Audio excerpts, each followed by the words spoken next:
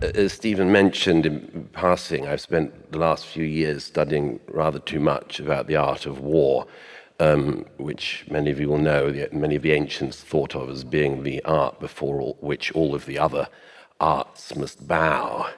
But it's wonderful to return to the subject of the art forms that are my first loves, including music and literature, and it's partly that I wish to speak about tonight. Firstly, let me just refer to something that was, by the way, when I do this, I'm getting up a text on my phone, not texting, I should stress. When I was sitting in on the wonderful round table earlier, somebody mentioned Petrarch and his desire to change human nature through the humanities, and indeed to make better human beings. And this, of course, is now, and has for a long time been, the most noble of pursuits. But I wanted to start by mentioning the place at which I think, before I get on to the issues that I really want to talk about tonight, I wanted to spend a moment on the moment as I see it, that pursuit and that goal hit its biggest refutation. And that is in the war of 1914 to 18 in Europe, even before you get to the second catastrophe of the century. Europe, the European mind, the civilized mind, had gone through this appalling 4 years. And one of the people who reflected on it best, and who I often think about, was the great French writer Paul Valéry. Valéry wrote a most important essay, which if you haven't read, I much urge students here too, called The Crisis of the Mind, and it was published in 1919. And there are many things that he says in that essay that are very much pertinent to what we are going through today, as well as his own time. He said something that often sticks with me in particular. He said after the war, he said, everything was not destroyed, but everything was seen to be destructible. That is, that the people there had lived through a period where the great cathedrals had been shelled. Not all, thank goodness, but many. They had seen their civilization showing itself to have the ability to be mortal. And this is one of the things that Valéry says in this essay. He says, we had long heard tell of whole worlds that had vanished, of empires sunk without a trace, gone down with all their men and all their machines into the unexplorable depths of the centuries, with their gods and their laws, their academies and their sciences, pure and applied, their grammars and their dictionaries, their classics, their romantics and their symbolists, their critics and the critics of their critics. We were aware, he says, that the visible earth is made of ashes, and that ashes signify something.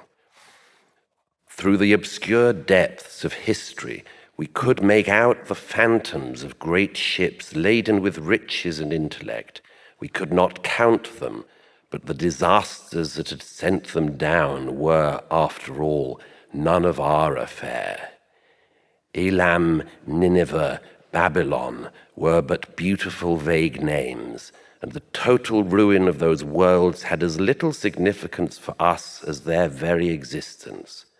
But France, England, Russia, that these too could be beautiful names. And we see now that the abyss of history is deep enough to hold us all. We were aware that a civilization has the same fragility as a life.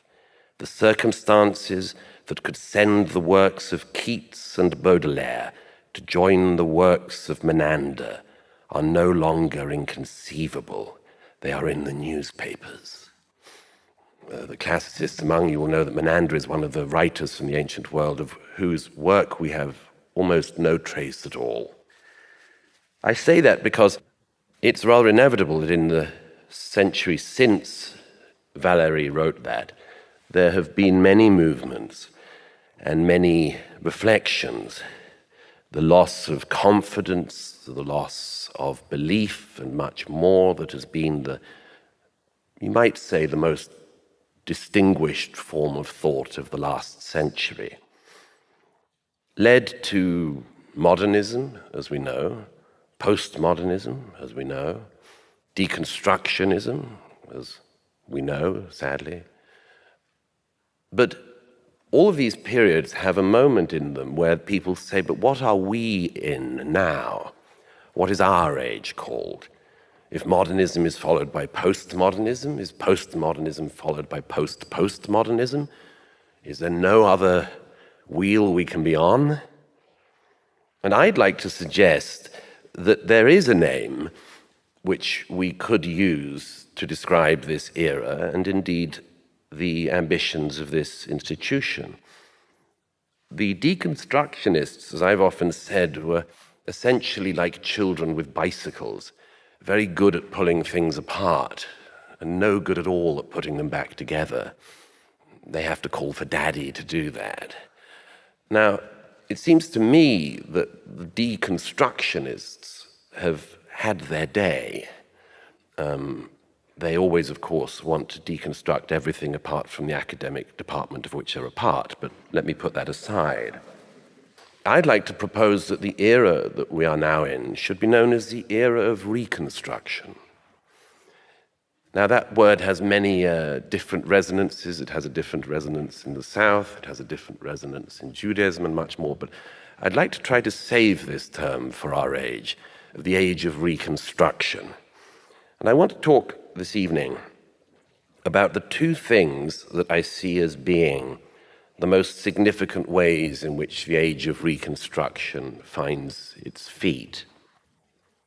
First, I will address the one about which I am most ignorant, which is the extraordinary world of technology which we're entering, which we very often have described to us as merely a set of challenges. But of course, it isn't merely a set of challenges, it's a set of unbelievable opportunities. You'll remember that when the internet first came along, people said that this was going to be one of the great devices for people to further human learning. Think of the ability of people around the world to network, communicate with other people in their fields, irrespective of distance. I remembered a British comedian at the time saying, oh yes, it's the same way you find libraries filled with children running around saying, I can't believe how many books there are to read. There was a sort of false optimism, and if you'd have said to anyone at the beginning of the internet that this extraordinary tool for human learning and advancement would principally be used to post cute cat videos, you might have despaired not only of the era, but of our species. But nevertheless, the opportunities that exist in this era are unimaginable. And for every student here, I just wanted to give you a couple of examples of that. I'm only 45, but when I was growing up, if there was a piece of music I wanted to hear, I had to first of all save up pocket money, secondly find a record store or a CD store, find somewhere that had that piece and run home with a CD or record and listen to it. Now it is a mere couple of thumb imprints away from you. Almost all of human music can just be summoned up by this extraordinary device in our pockets, and we seem to have banked this and moved on as if it was nothing, which is also one of the things our species is very good at, of banking all great advancements and then moaning. Give you a second example. When I was growing up and wanting to educate myself, you still had to go to a local public library and order up a book from the stacks that might arrive a week later, and maybe they didn't have that book, and if they didn't have that book, then you could not know that book. And you've all grown up in the era where if you want a book, you can either almost always, sadly for us authors, find it free online, or you can order it through Mr. Bezos's tech, and it'll arrive the next day, however obscure a tome it is. These are extraordinary things which still overwhelm me, but are much taken for granted and shouldn't be. But the reason I mention tech is because the ability of technology, particularly in this country, is going to be one of the great methods of advancement and reconstruction. It is not without its threats. But if you look at the way in which small groups of people in places like Silicon Valley, principally Silicon Valley, have managed feats which were unimaginable 10 years ago, let alone 20 years ago, you'll see that on top of the fact that this country, America, produces more unicorn companies than anywhere else on earth, still, despite all of the problems, just think of the fact that the most famous innovator in this country, Elon Musk, is working on the electric vehicle problem, working on multiple other problems, creating some problems, and the other week managed in his spare time to parallel park a rocket. You will see that this country has people doing extraordinary things, and others will be following in their wake. One of the interesting things that always happens is that people often wonder why groups of people, extraordinary groups of people, seem to come out of the same places at the same time. Some of us were talking last night about schools of composers. Why does the Manchester School of Composers in England dominate British music in the latter part of the 20th century? How come the three composers that people were most obsessed with were all in Manchester, England, in the 1950s? Well, in part, it's the same thing as the Silicon Valley effect. If you put the right people together, if the right people find each other, they want to compete and better themselves against each other, and then you're really brushing against good bits of flint, and before you know it, you're sharp as anything yourself. And this is one of the reasons. It's not just an accident that Florence is the home of the Renaissance. Again, it's because artists and others were seeing the works of other artists, and they were learning from them and realizing how bad they were in comparison, and why they couldn't do light like this other painter, but then they could steal the idea and so on. And that is exactly one of the things that a university environment has the ability to create. So one thing that is obviously available to us, if we are going to have an era of reconstruction, is of invention, of innovation, and all of these things. But I wanted mainly tonight to focus on the second aspect of what reconstruction looks like, which is going back. And there are two aspects to going back that I want to linger on. The first is the great virtue of going back and seeing what has been left behind and checking whether or not it should have been left behind. This is as well as reading all the main texts and so on, but some of us, I think James and I were at a conference a little while ago in Florence where two very stimulating theologians talked to us about the recent publications of the theological works of Isaac Newton. And this is an extraordinary example of the virtue of going back and checking whether you left things behind that perhaps you shouldn't have left behind. For centuries since his death, it was assumed that Newton, although a brilliant thinker on maths, the author of the Principia, nevertheless somehow was a fool when it came to God. Now, many people suspected this couldn't be so. A man cannot be so brilliant as Newton in one realm and be a total dunderhead in another. But it was just assumed that these theological writings were an oddity of the time, an oddity of the man. And those who've been working on Newton's theological works tell us now that this is far from the truth, and that actually Newton's mind on God was as fine as Newton's mind on mathematics. So things get left behind often for extraordinarily long periods of time. But to go back and find such things and bring them back to light is an extraordinary achievement. But the second part of going back, which is what I'll linger on a bit further, is the importance of finding your place among the works of the past and then adding to them. I think of this as the the pursuit of what I call the well-furnished mind. No mind is ever expertly furnished or fully furnished, but that's part of the fun of it. The well-furnished mind, though, should be a mind that can walk into a room and know who you're dealing with, at least in part.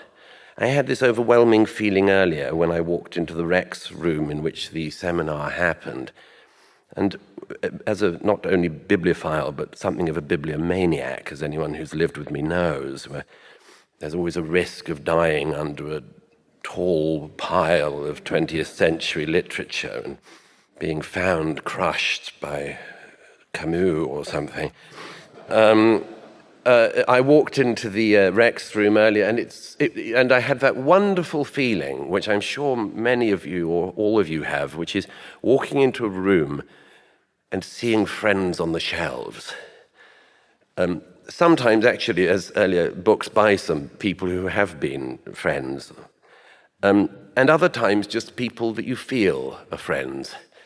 I looked around the room and I thought, Yeats, there you are. Auden, there you are. And so on and so on. And it's the most wonderful thing. It means that you're never alone in any civilized space. I did mention to a friend earlier that there are various variations of this that you should all be aware of in your dating life, by the way, which is if you ever go to somebody's apartment, it is best to first of all look at their bookshelves. That is the fastest way to understand whether you want to be staying in this apartment or not. There are various enormous tells. If they have no books, leave. Do not bother with shutting the door after you. If they organize their books by color, they're a psychopath, get out.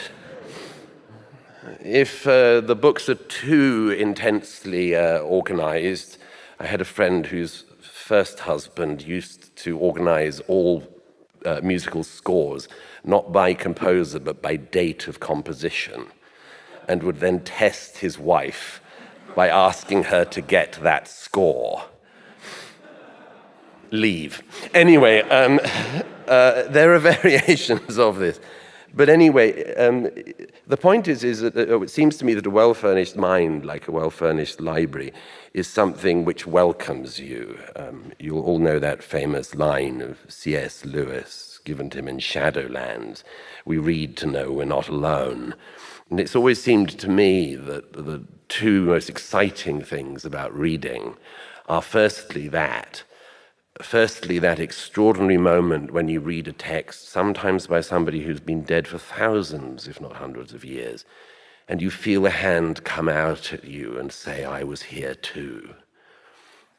And the second, of course, is getting to that moment in any book where you just feel that you have to stand up and run out into the street and tell everyone else, "Why aren't you reading this book?" Because you found something completely new and thrilling.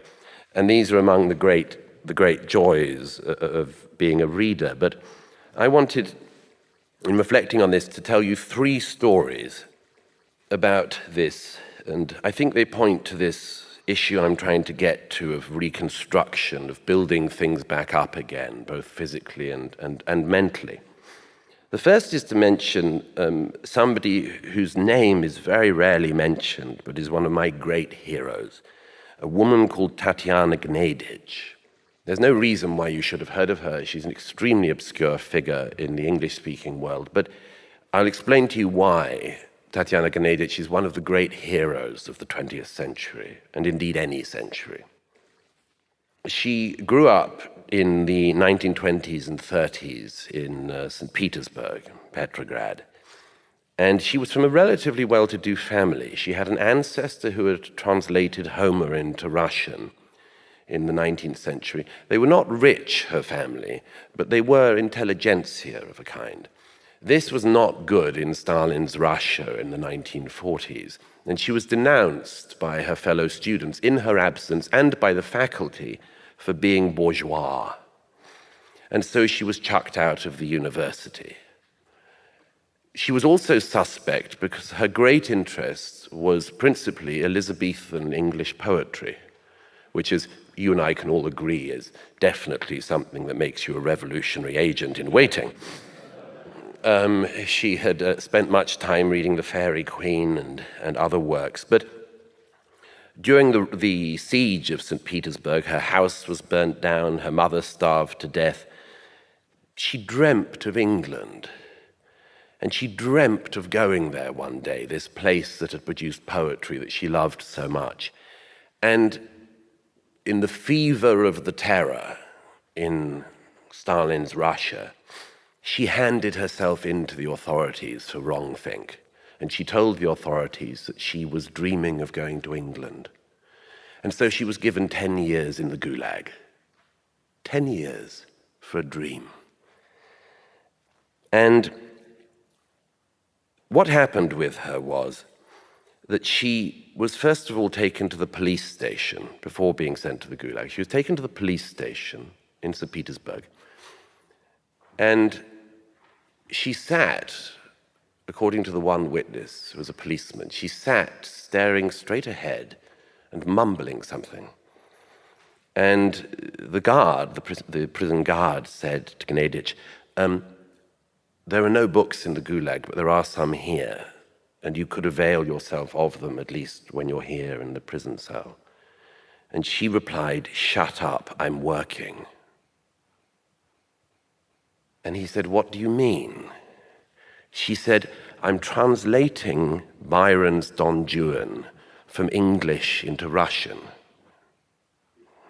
Now, she presumably explained to him, because it's not natural knowledge to a Russian policeman, that Byron's great poem is 17 cantos and 16,000 lines long. 16,000 lines. But she had all 16,000 of those lines in her head. And she explained to him that she was doing it as she went along, each stanza, one by one, and she was not only translating it into Russian, but translating it into Russian in exactly the rhyme scheme, an extremely complicated rhyme scheme, which Byron uses. Byron's original is filled with just pyrotechnic displays. It's, for anyone who doesn't know it, it includes some of the greatest fizzes of all time. There's a great moment in the dedication when he refers to his great enemy, Castlereagh, who would become the foreign minister. He refers to him as that intellectual eunuch, Castlereagh. That is such a good insult. And I have to say, I'm not beneath using it myself. Just to give you an example of the original, this is part of the fizz of what Byron manages to do. Here's the opening of the 10th canto in English. When Newton saw an apple fall, he found in that slight startle from his contemplation, 'tis said, for I'll not answer above ground for any sage's creed or calculation, a mode of proving that the earth turned round in a most natural whirl called gravitation. And this is the sole mortal who could grapple since Adam with a fall or with an apple. Quite magnificent piece of verse. Anyway, Gennadich was doing all of this in her head, and the prison guard said to her, is it not hard because you are not writing it down with paper? And she said, yes, that is hard. It's true. This does make it more difficult, because she said, as I move on, some of the earlier bits in my mind I cannot. And the guard said, in an unusual act of compassion, said, if I give you a piece of paper, write some of it down. He came back in the morning, and Tatiana Gennadich had written on the piece of prison paper on both sides, tightly as it could be, all of the 11th canto of Byron's Don Juan, which is where Don Juan goes to Moscow. She'd written the entire thing on 2 sides of paper throughout the night. And the guard said to her, if I get you more paper, will you keep going? And she said yes. And so for 2 years, she was permitted to sit in the prison cell, and she put all of Don Juan from English into Russian. When she finished, she told her prison guards, and then she had to go to the Gulag for 8 years to serve the last of her sentence. And before going, the guard allowed 3 copies of this to be printed out, and she was given one to take with her to the Gulag.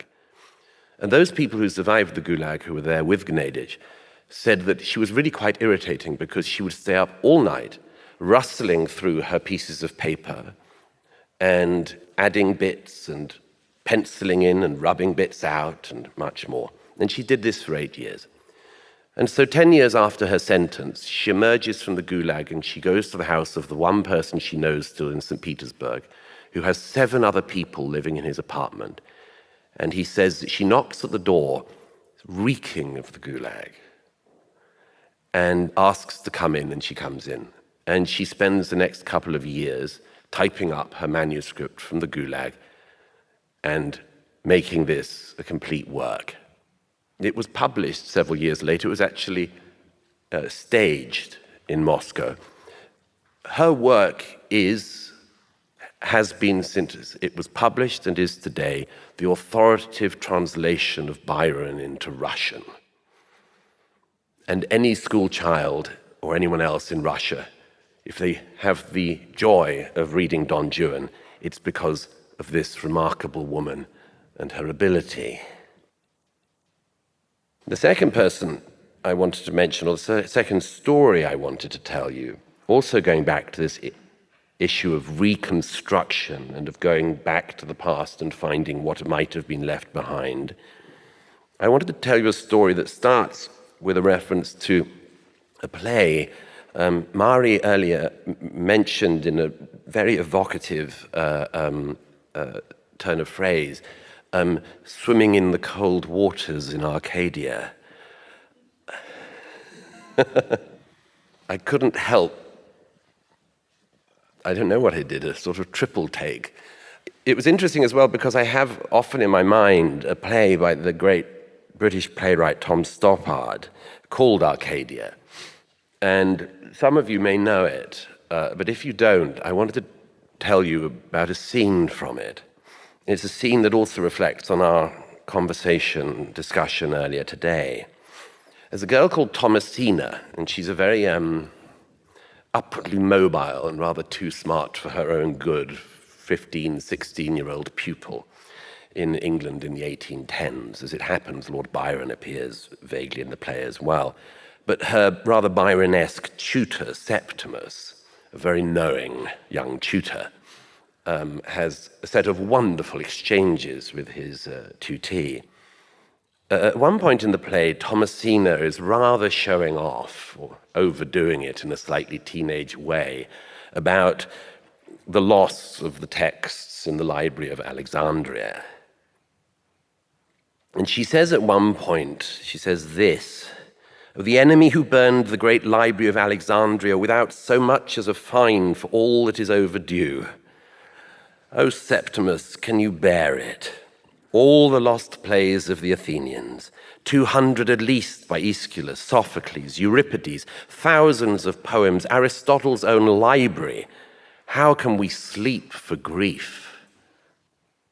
And this is Septimus's reply. He says, "By counting our stock, 7 plays from Aeschylus, 7 from Sophocles, 19 from Euripides, my lady, you should no more grieve for the rest than for a buckle lost from your first shoe, or for your lesson book, which will be lost when you are old. We shed as we pick up, like travelers who must carry everything in their arms, and what we let fall will be picked up by those behind. The procession is very long, and life is very short. We die on the march, but there is nothing outside the march, so nothing can be lost to it. The missing plays of Sophocles will turn up piece by piece or be written again in another language. Ancient cures for diseases will reveal themselves once more. Mathematical discoveries glimpsed and lost to view will have their time again. You do not suppose, my lady, that if all of Archimedes had been hiding in the great library of Alexandria, we would be at a loss for a corkscrew. Now, that speech, which I've known for some 20 years or 30 years maybe now, since I first read it at school, was something that came back into my mind recently when I was reading my favorite part of the Telegraph newspaper, which is the obituary section. And mainly just to see which enemies haven't made it through that week. But I mention this in passing only because I was deeply moved last year to read an obituary of a man called William Knoll. There might even be some people here, who, maybe James and others from Cambridge may have come across him. I never met him, but he was a clearly extraordinary man. He died too young at the age of 58, but his specialism was dealing with ancient manuscripts. And his obituary in the Telegraph told the story of something which immediately made me think of Arcadia. This is what he spent the last 20 years of his life doing. In about 2000, a 13th century medieval prayer book, an illuminated manuscript prayer book, came up for sale at Sotheby's in London. And it was known that there was something else underneath it, but Sotheby's had not done the work on what it was, and so on. It was sold to a collector who then asked William Knoll to look at it. Now, it turned out that underneath the 13th century illustrations by the monks and others, some of which were very beautiful, but it was not the most beautiful of prayer books, but it was a distinguished example. But what was discovered by William Knoll was that underneath this text was a 10th century copy of the Codex of Archimedes. This was a work that had been lost since the 3rd century BC, and there had been no trace of it since more than 250 years before the birth of Christ. And so, in the 21st century, the Codex of Archimedes was returned to us, bit by bit, with the amazing technology we now have in reading texts beneath texts. And among other things, it completely revolutionized our understanding of Archimedes, including the fact that Archimedes, already in the 3rd century BC, had treated infinity as a number. And this was something, an idea, a leap that mathematics did not make again until the 17th century. I wonder, I sent Tom Stoppard this extraordinary obituary, and I said it was extraordinary to me that in Arcadia, written in the 1980s, 1990s, he had already actually predicted something that a scholar was going to do with an illuminated manuscript a couple of decades later. But of course, he simply had the wisdom to foresee this thing, that sometimes works come back to us. And I thought, and when I read William Knoll's obituary, I thought, what a wonderful thing. It's a terrible thing to die at 58, but what a wonderful thing to have spent years bringing this text back into the light. The third story I wanted to tell you is about this issue of something which much troubles, I know, particularly young minds, which is the possibility of feeling almost overwhelmed. One of the things that I was most deeply moved by as a schoolboy, when I was very lucky, I was a scholarship boy at Eton, and I was very lucky to have extraordinary teachers. They were rather better than my teachers at Oxford, actually, but anyway. They were especially good at encouraging. And I remember one day there was a very obscure 19th century poet that, being a rather precocious schoolboy, I was very interested in. And he had a cousin who was an even more obscure 19th century poet called Lionel Johnson. And once, talking with one of my teachers in our spare time, this teacher of mine, who's also a librarian, said, "Did you know, I only realized the other day that Lionel Johnson made a huge impression on Ezra Pound, and Ezra Pound was deeply influenced by Lionel Johnson." I said, "I didn't know that." I never forget, this teacher of mine said, "There's so much to know."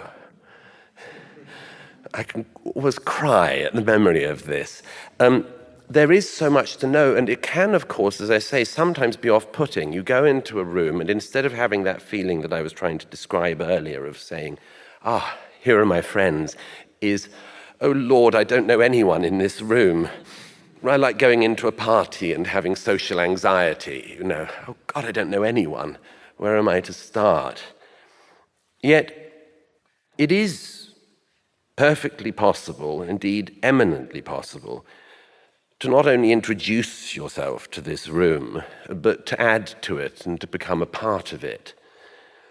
And so the third thing I wanted to talk to you about here was something which was on my mind as I was sitting in the Rex room earlier. Because as I mentioned, there on one shelf was William Butler Yeats. There on another shelf, facing him somewhere, was collected prose of W.H. Auden. And then I was thinking of a man that a couple of us, David Butterfield and I, were talking about last night, the late Irish poet Seamus Heaney. And one of the strange things in the Republic of Letters and Ideas is that everything seems to connect somehow, or at least you find the most thrilling connections. And Seamus, he had one of those wonderful poet minds, which was rather like a cathedral. If you dropped a bell or something onto the floor, you could just drop a word into Seamus Heaney's head and the reverberations would go everywhere. You'd say, yes, now what's the etymology of that? And now I think Yeats used that in this, and then before you knew it, you were off.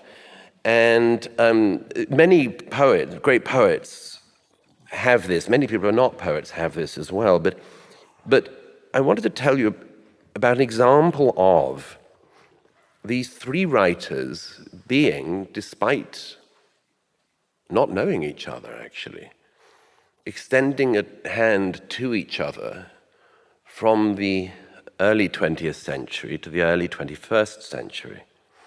There's a great poem by W.H. Auden, which some of you will know, his elegy on the death of W.B. Yeats. The last two lines of it, by the way, are inscribed on Auden's tombstone in Westminster Abbey in Poets' Corner, and I think you'll see why. Anyhow, allow me, if I may, to read a bit of this to you. This is the third section of Auden's elegy for W.B. Yeats, written in February 1939. It's a wonderful meter he hits into at this point.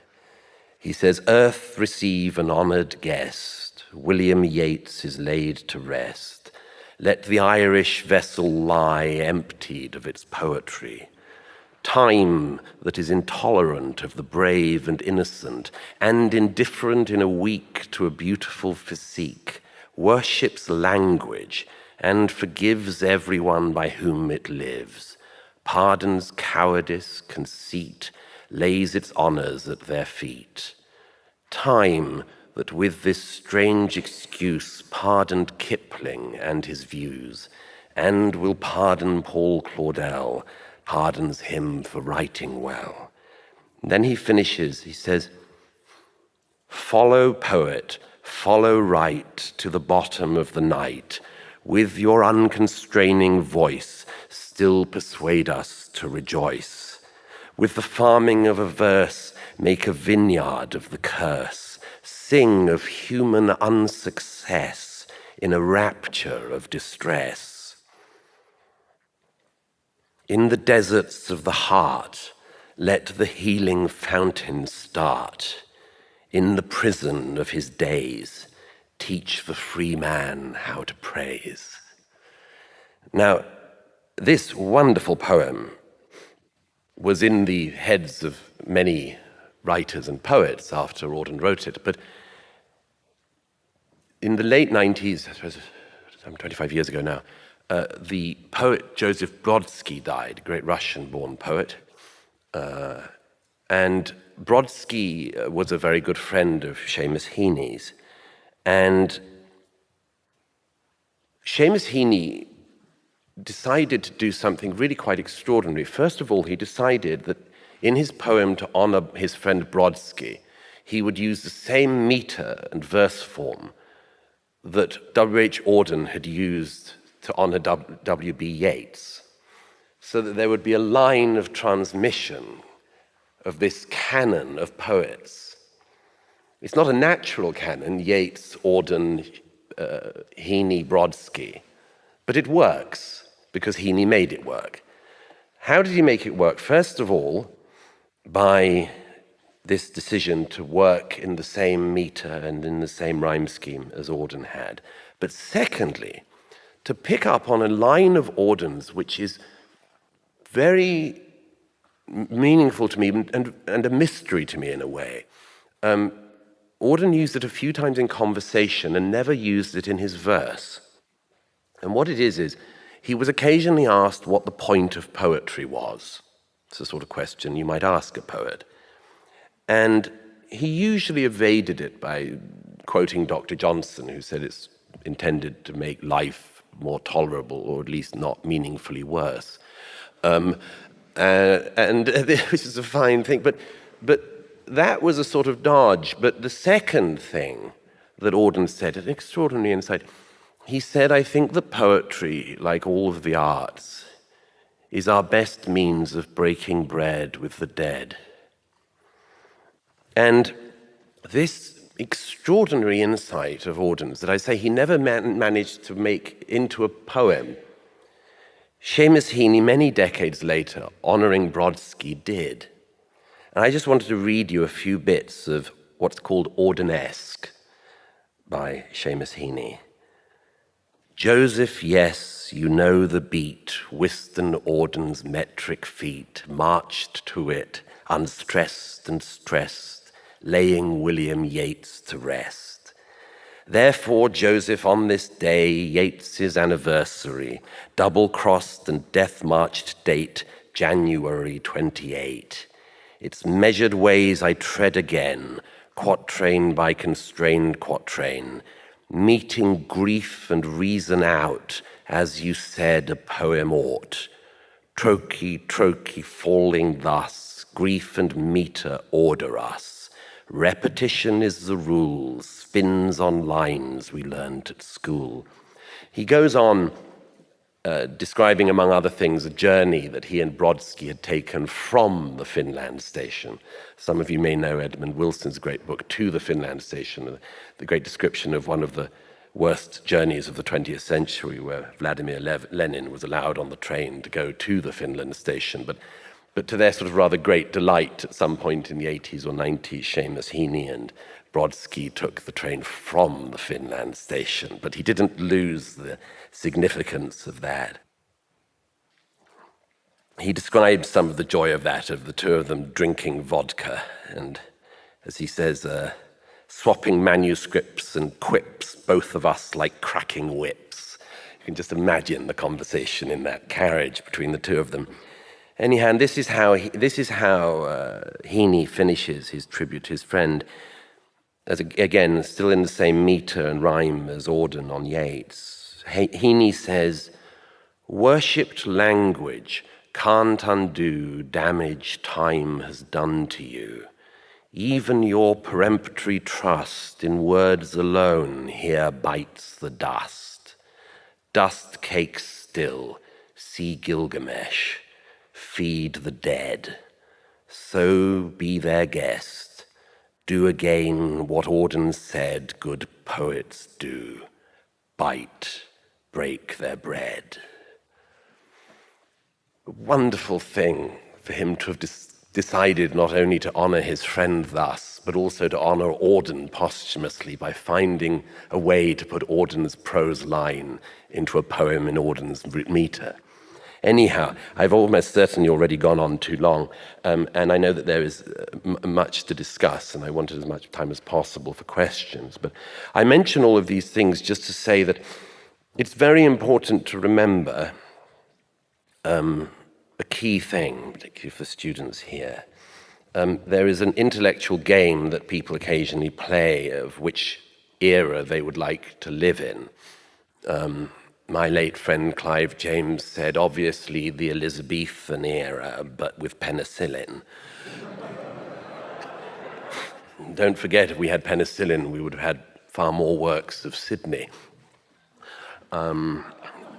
Or as somebody pointed out some years ago, think of the fact that if Mozart had lived to the age that we averagely live to now, we may well have reviews of operas that refer to the early work of Mozart's, The Marriage of Figaro, rarely performed these days, more in favor of his later works. An extraordinary imagination all the time. But I say this because it's very important, and it's been one of the things that has given me much encouragement, to remember that this is actually the best possible time to be alive, without a doubt. Because you have before you all of these options. Sometimes the options seem almost limitless, and sometimes they can seem overwhelming. But it's a time in which you can orient yourself towards people who you don't know, living and dead. You can find facts and texts and ideas and swap ideas faster than any of our forebears ever imagined that they could. And I suppose I'd say in summary that if Stoppard is right, that all we have is the march, then the march now belongs to you. Thank you.